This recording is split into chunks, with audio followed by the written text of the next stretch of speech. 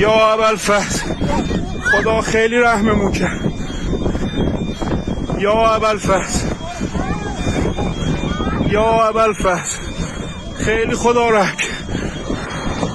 وای هواپیمامون با مصیبت واقعا دیگه فقط امام رضا. وای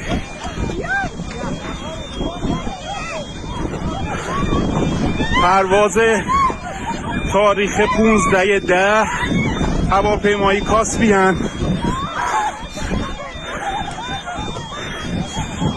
واقعا خدا رحممون کرد و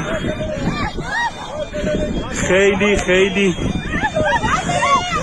خلبان حرفه‌ای گری کرد و هواپیما را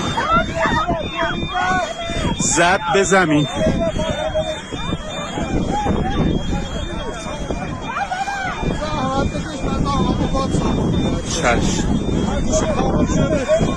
واقعا نصف جون شدن مردم.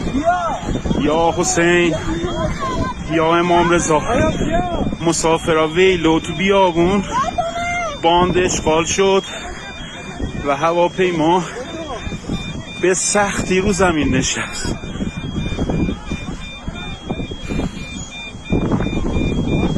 تمام الارمای هواپیما روشن شد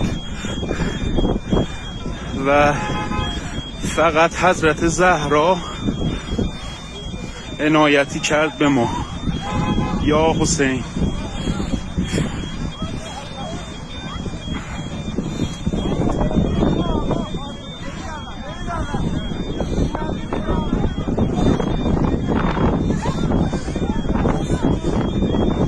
یا فاطمه زهرا.